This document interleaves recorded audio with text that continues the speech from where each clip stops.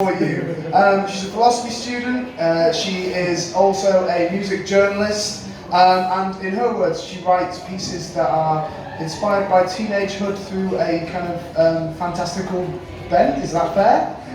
Something like that, he said. I mean, I've been watching Sabrina on Netflix recently, so I'm totally up for this. Like, I am well on this shit. Yes, so please put a humongous welcome together for our guest tonight, Rhiannon Sky Bowden!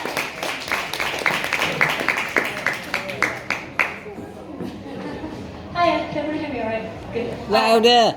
Louder? Is that alright? Right, my name's Rhiannon. I write about mental illness by writing about monsters. I have a very short, kind of sad set, but we're going to start with the happiest poem I ever wrote. It's about a terrible ex-boyfriend. It's called In the Living Room with a Vampire. Here we go. It's getting kind of late, I say, as the sun stumbles home and the moon blinks awake. My tea is cold, the house is colder, and you can't even sit up straight or take your meds or the bin's out. So I try not to take the bait until you give me a response that really takes the fucking cake. You say, let us be vampires. And that's when I break. Then it's a dry and deadbeat day in the doldrums of July, and a city sun skips over while the summer slithers by. All lidded eyes and language, you make Morrissey look merry, and here the differences between falling up curbs and in love just aren't many. I spent my pound on the bus fare, but I'm still in for a penny, so let us be vampires.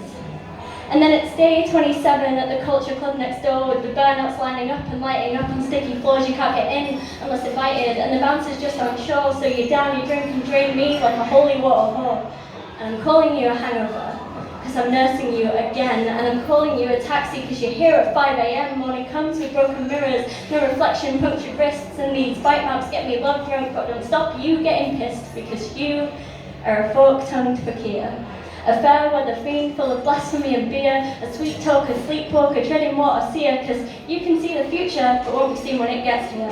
But you let me learn my lesson about strangers in the night, because you're a bugger with a bloody mark, more draining than your bite, and you called yourself the vampire, but that couldn't have been right, because now you work in Asda and I've seen you in the light, and for all your deadly dulcet deeds, I should have stayed at home, because there's a reason even Morrissey still ended up alone, and your leather jacket, lipstick charm set faster than the sun. So next time I see a vampire, I think I might just run. Thanks. Yay! I'm going to do a weird one that's not fully finished.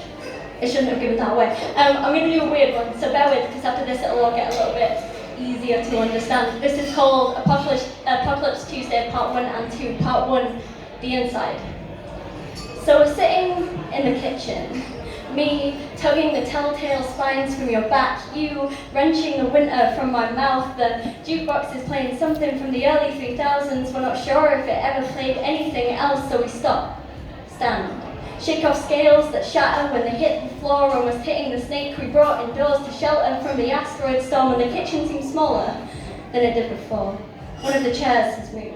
I ask, but you swear it wasn't you. I can hear the snake chewing, gargling granite, spitting up chalk dust, smoothness sanding away the rust, which means the storm's getting closer and the heat's intense. The calendar says the landlord's coming, but it's been years since anyone last paid rent, and anyway, there's no time to hide the pets, so I guess we'll just sit here, sucking lemons, biding our time, starved for vitamin D and decent company and decent fucking wine. We set the table in silence. Apocalypse Tuesday is playing on the radio. Our song. The only song in the world. We're the only people in the world. We're the only people in the kitchen.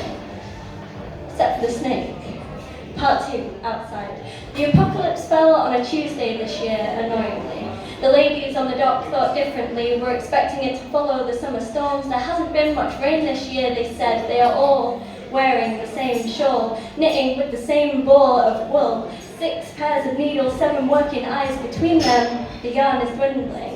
They shake fists and free of fleas. The sky has been falling for years now, they say. When the humidity closes above 50%, they gather up their layers and grumble off, bound for book club, or to find sons to do the dusting. They're not as young as they used to be, they say. Their bones ache when it rains they stay inside.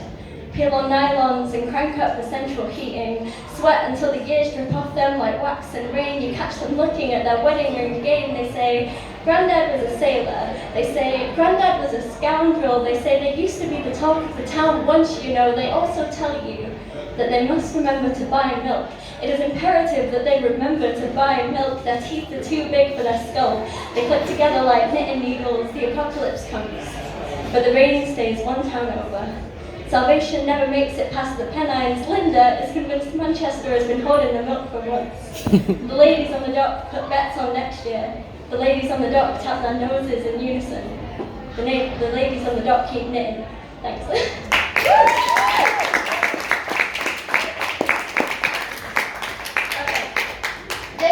The first poem I ever wrote, the first poem I ever competed with, and the first poem that ever won me a slam. So I guess it's my lucky poem, so I'm putting it in the middle so that if any of you are considering leaving because of the first two, you might want to stay. I don't know if anyone relates to this, but I'm a very introverted, socially anxious person, and during the summer holidays, after school and after college and after uni, I don't really talk to anybody at all, ever. So by the time I go back in September, I've kind of forgotten how to act like a human. And this poem is about going back in September and trying to figure out how to act like a human. It's called Alien. Summer brings with it my alien skin. And indeed, the skin makes it hard to fit in, because indeed, it's hard to fit in the skin, which is a convoluted way to say I just can't win. And the sweltering heat makes it harder still, 1,000 suns sizzling meat, sweating seconds until geomagnetic reversal goes in for the kill, and my alien skin saves no one but me. You see, I'm a stuttering staccato note in a corrugated symphony in this Mad Max dystopia where sunshine frees me over company. My skin can adapt but never reaches what it strives to be. Its attempts at other life forms lack subtlety. Devour hungrily my attempts at conversation soon. My alien skin is all I can talk to. My exoskeleton a medicine for the fact there's nothing else to do. Kicking nuclear reactors to feel something like a Valentine. It's asinine the way my life's now something to survive through. I'm eggshell invincible, intangible without external validation. I'm still visible. September's fast approaching, vast length the punchline pinnacle. An alien abduction reverse. Rehearsed human mannerisms and ready for the onslaught, because these human mannerisms are not grown but taught. My alien skin doesn't fit as well as it used to. I'm breaking. I won't survive till Christmas break. My alien skin doesn't like colder climates, and for fractal fishes a touch is all it takes. My old skin raw and not ready to step up to the plate. Show up late to class with a backpack and a horror celebrity. Forced to become myself again. I reflect on what the word alien really means. Shrug on a thrift shop personality and tuck summer skin tatters into the seams when I meet people I can speak to. In this heavy earth tongue, I wonder if our atoms were close together when this universe spun to life. If soulmates are just cosmic clouds, rife with complementary compounds, I hope so. It'd be nice to know there is some for whom I'm familiar ground, who I can be myself around, because around these parts I'm still rounding up the parts I tried so hard to dim down, but winter brings with it a skin of my own. Too bright and too tight to feel quite like home, but I'm trying. Peeling witching skin, revealing witching bones, muscles filled with maidens and sinew made of crones. Halloween's approach, a chance to start anew if not alone. And so, let winter be a volta. Let my skeleton be exposed and absolved and start over. Let the old new me lose novelty and the new old me get older, because the skin was so much safer, but these bones were so much bolder. Thanks.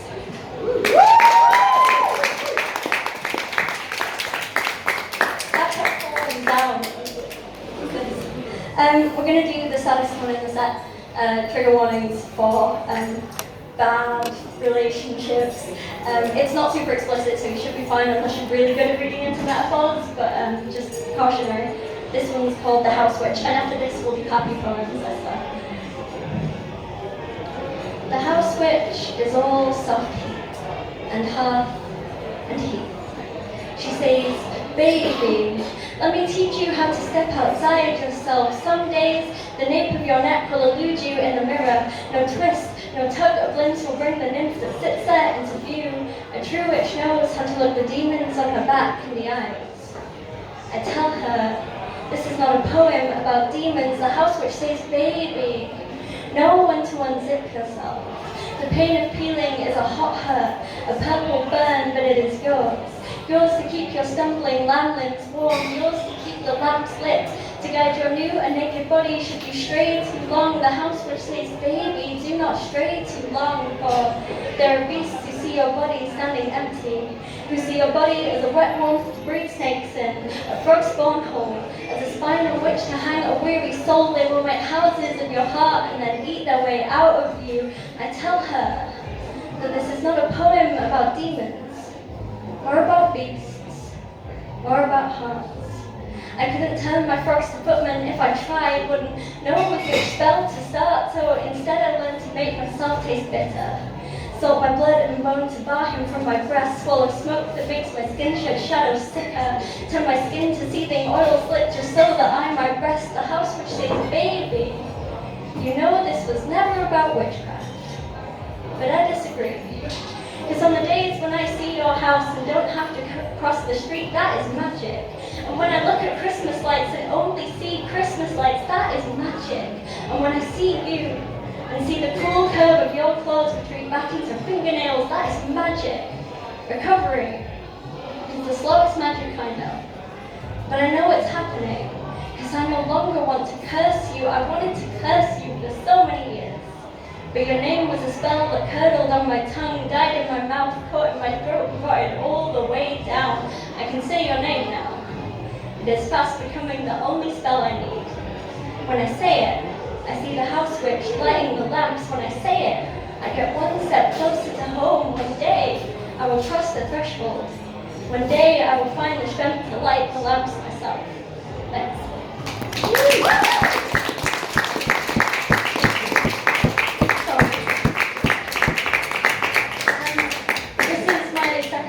I said it was a short set, and this is maybe the happiest poem I've ever written, so unsurprisingly it's about my mum.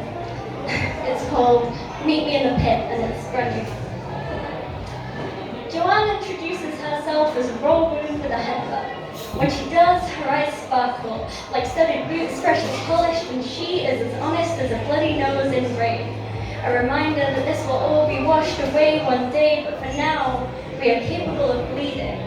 Joanne never met a dive bar she didn't like, and she had dents in the floor of each one to prove it. Measured her devotion in the inches a steel-toed shoe can beat a building into submission. Measured the quality of the support band by the thickness of the venue's supporting beams. Marked the silences with shot glasses and the noises in between with beer. Joanne was Doc Martin graceful, but she could murder a beat with sheer force and make it grateful. When she danced, the floor literally shook, and everyone in the club would turn to look, the hardest punks making way like cowboys in a western once. Joanne got her head stuck between the metal bar balcony of a metal show. Her neck had swollen up from the alchemy of headbanging and heat.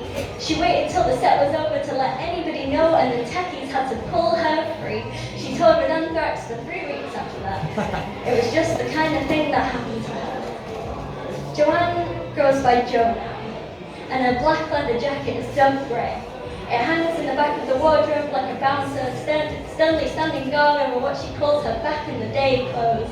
Joanne has 2 kids, whose pictures sit in hand-beaded frames, and she doesn't dance like that anymore. But her record collection stands as tall as her pride. As a kid, I thought those stacks must touch the sky, so I raced them there, marking my progress with pencil marks that inch up a white wall, growing on tiptoes, striving towards them like a sunflower. I am always so small, so slow. I don't know if I will ever hit those heights, if I will ever tell stories as good as hers, about piercing her nose in the back of our high school maths class, about showing up with cracked ribs and a bloody smile from the mosh pit, about the busted eardrum from the amped-up dancing and the straight A's she kept through all of it. But here's one. We're in a record store in Wales, and I'm wearing all black. I hope that this will make me invisible, smother the blush-burned bright light of the blindingly obvious fact that I am not cool enough to be here. It doesn't work. My eyes dart up to the teenage clerk. She is disinterest personified in tight, distressed jeans, but a quick glance is enough to send me scurrying, enough to keep my eyes way down as I pour through CDs. I take them to the counter with shaking hands, slide them over with the covers facing down, and take my paper bag purchases to my mother for approval.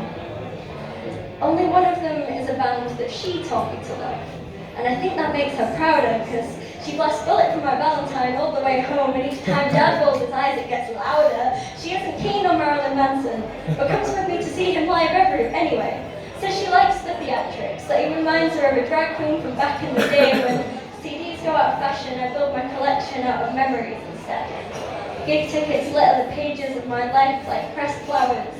They are so very thin, but together they build a stack that is rapidly reaching skywards. I study their height, trace my finger along the wall to the equivalent mark. They're as tall as I am at 5 years old, reaching to pull my first record from the living room shelf. My height at 5 years old, if I'm sitting on my mum's shoulders.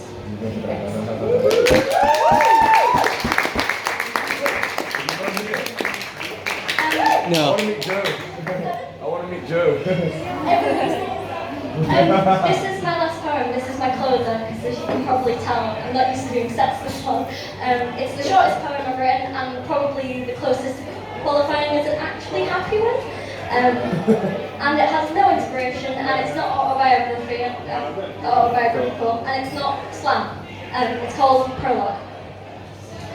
The trickster and the martyr, they sit talking at the bar. The martyr holds his rosary, the trickster his guitar. The martyr says that God is dead, the trickster he just grins. Old friend, he says, if God is dead, then everybody wins. The martyr, inconsolable, declared a drunken bet. He sips and slurs, the end is nigh, the trickster said, not yet.